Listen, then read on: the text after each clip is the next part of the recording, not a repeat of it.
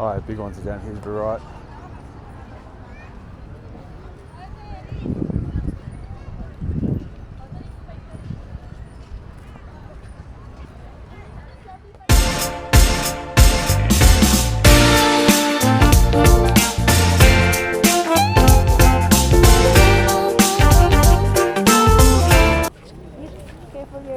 That's not the bag's locked. Oh, they might still be setting up because it starts exactly at 9, I think. Because this is the road. 9 now. They like shut off half the road. Uh-oh.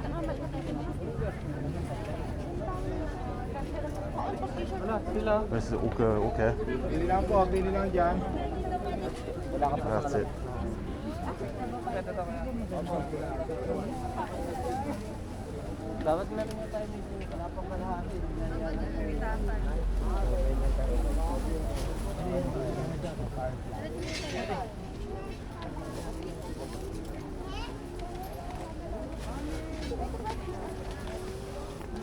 No, I want to buy some. It's okay. I'm here recording, so swing way to the left. You can probably try on too. I don't want to try it. Look, see? 2-piece. You look good on that. Oh, Harrison. Nice.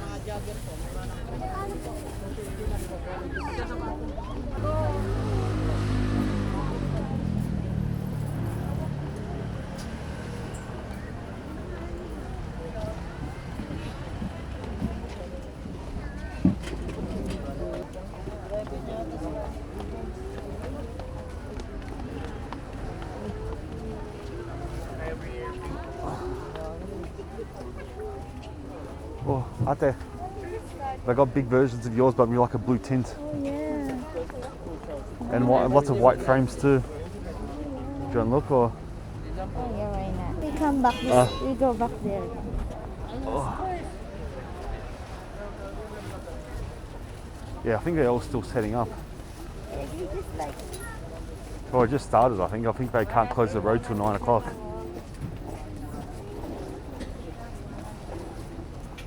Oh yeah, shorts Kaliwa.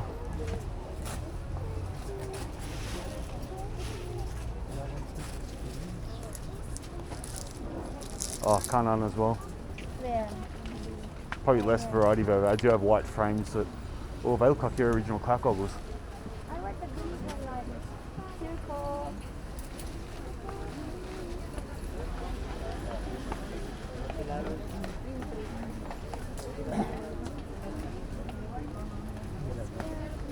Oh yeah, it's meant to be one way anyway. So it says exit only. Which is good because you don't have people walking towards you. There's jackets to the left. Then again, I don't think they're actually legit anyway. I think they're knockoff. Oh, I was going to say knockoff, but... Guys, so we are in the night market of Baguio City. I think that's the halfway, or maybe not even. They're still setting up because I think it's only not long after 9 o'clock. I think it's about 9:30. Oh no, it's 9:13. So they're still opening up. You want that? You want this? Oh, ganda.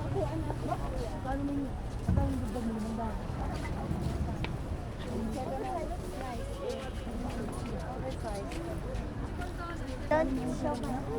Oh, it counts 100. Ano, buri mo ari do kanta di ko pero. Ano magkahid eh?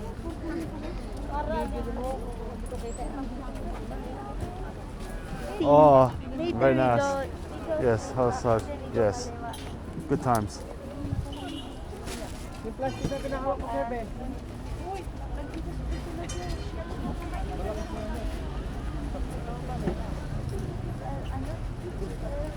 Yeah.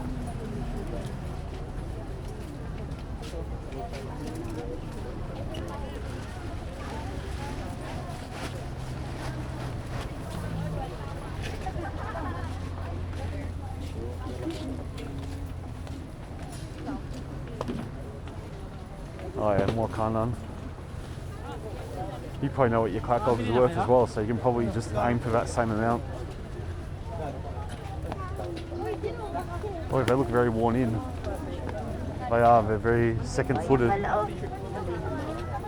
Oh yeah. T-shirt, pajama lang mga.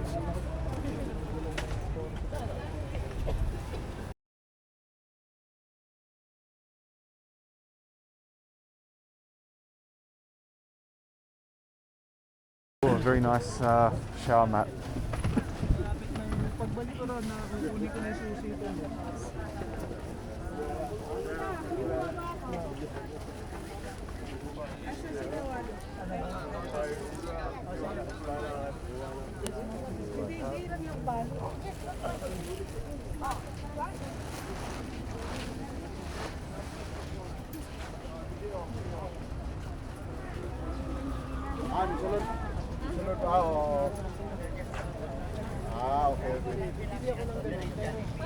Yung bihira, oo.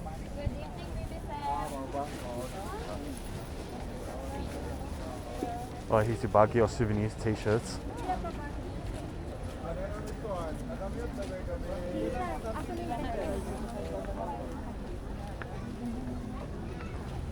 Filipinos love souvenir t-shirts. Of course. White people wear them once and then you never see them again.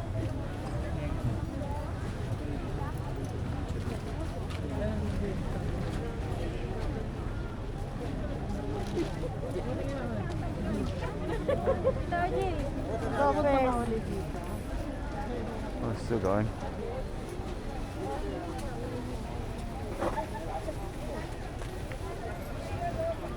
Yes, signs are hard.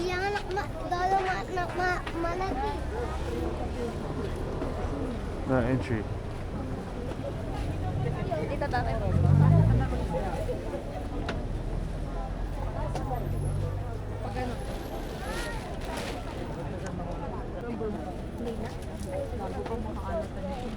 Oo. Yes,少ししてpa.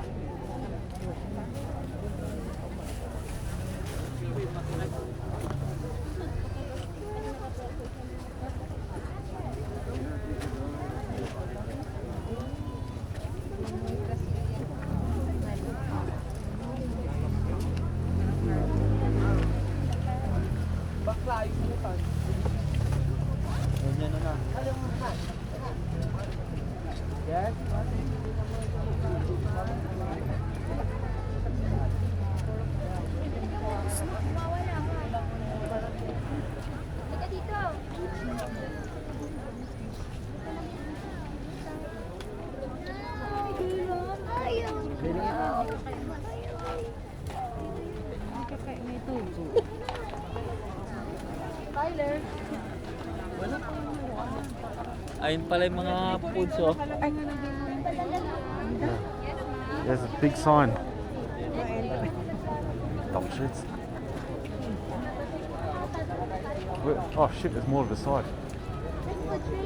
Oh, that's the food. Oh, okay, we can always go up there, then zigzag it again, do another loop after I record.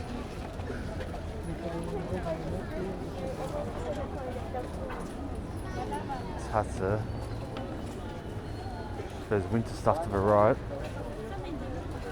Can't under, there's like scarves and hats and axis, it looks like. Bonnet, bini one.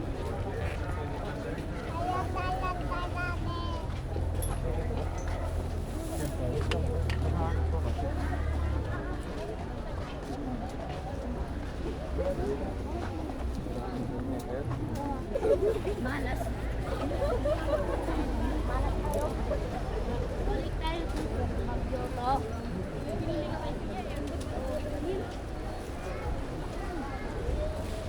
Ayun sa loob.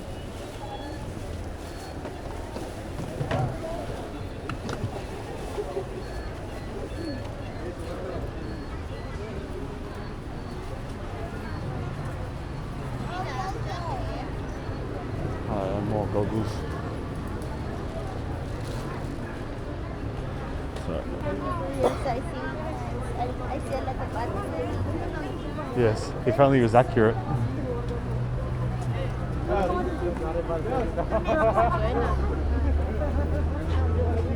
parka jacket.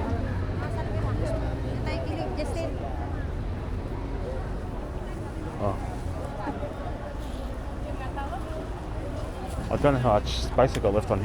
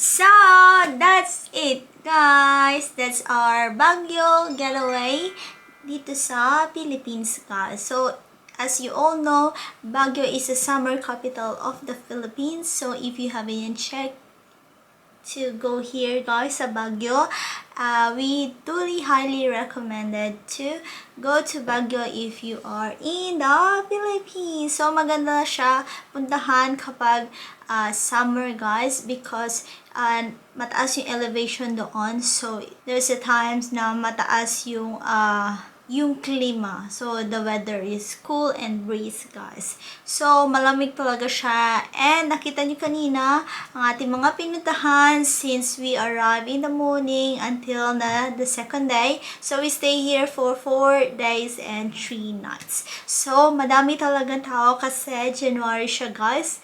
And, alam natin kapag January, end of the January is like, Panambenga Festival na very familiar, very common dito sa Baguio City. So anyways, nakita niyo yung mga pwedeng puntahan, yung mga pasyalan, guys. There's some of the attractions that are free and there's some attraction na close siya for renovation. So hindi kami pumunta doon. So nakita niyo kanina, we go straight to the attractions, guys. So some have a entrance fee and some don't have entrance fee, or you need to pay the parking lot kasi it's very difficult, it's very hard times to get a parking space dito sa Baguio. So nakita nyo yung sa Baguio, guys. So nakita nyo on the part 2, nakita nyo kung saan kami nagstay sa the Orchard Baguio Hotel. So maganda yung view namin because we are on the hill, or we on the hillside view. So, nakita niyo yung mga pinuntahan natin ng day 1 and day 2. And then day 3, hindi maganda ang weather because medyo maulan sa Baguio that time. So, anyways, we enjoy, we had fun. So, nakita natin ng SM Baguio. Nag-chill kami. It's good for coffee. And if you do love the taho, so it's a pudding drink dito sa Philippines. So it's a very strawberry flavor. It's very common in Baguio. So I duly highly recommended.